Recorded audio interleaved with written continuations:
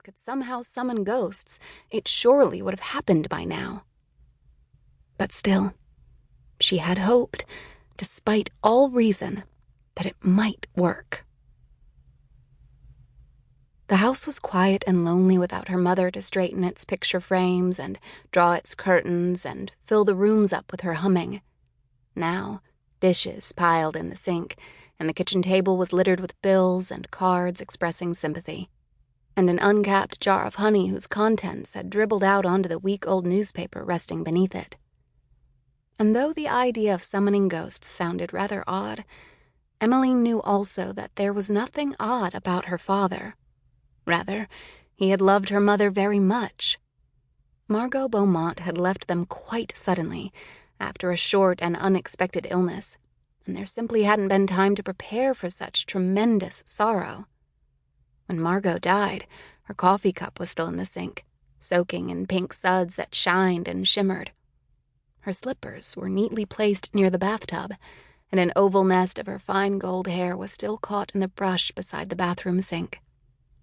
And so, when her father began collecting pieces for the machine, Emmaline helped him.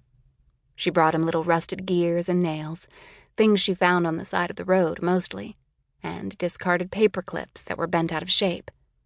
She collected and rinsed out empty marmalade jars and cans, all the while knowing that these mundane things could not possibly bring her mother back to her. Even so, that small bit of hope was what made her go on foraging for supplies. One afternoon, she pushed an old deflated tire up the steps.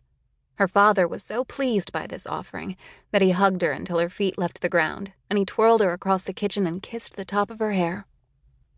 That was when she asked him, "Papa, what will this machine do?"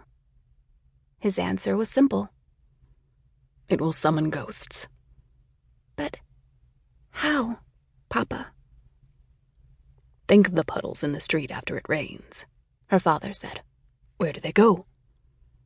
"I suppose they disappear," Emmaline answered. He tapped her nose. "They don't disappear. They evaporate. The clouds gather them up, and when it's time, they come back again as rain. Your mother is just like that." "Mama is in a cloud?" Emmaline asked, skeptical. "She's not in a cloud exactly," her father said. "But she's somewhere out there, where things go when it seems like they've disappeared. She can't come back and live with us because her body is gone now. But bodies aren't the most important part of us. The special part, the true part, evaporates when we die. This machine will bring that part back. As to how it will work, that is a small matter to sort out." Her father waved his hand as though swatting away a fly. "It will all make sense once it's done. You'll see." At first, the machine was strictly off-limits. Emmaline would hear her father tinkering and toiling, very rarely shouting, often grumbling, behind the closed door of the basement. Emmaline had never particularly liked the basement.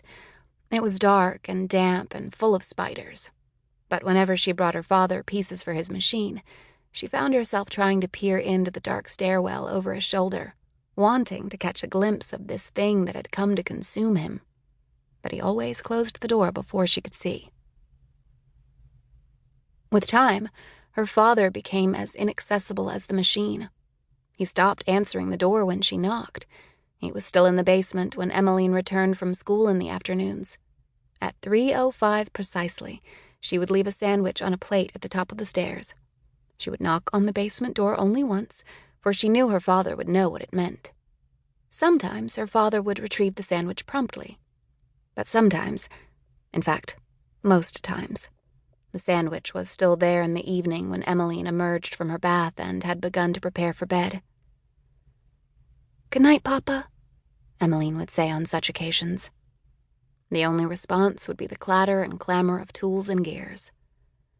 Faced with the quiet of an empty house, Emmaline began to grieve for her father as well. He was still alive, but he was as gone as the dead for as little as she saw of him.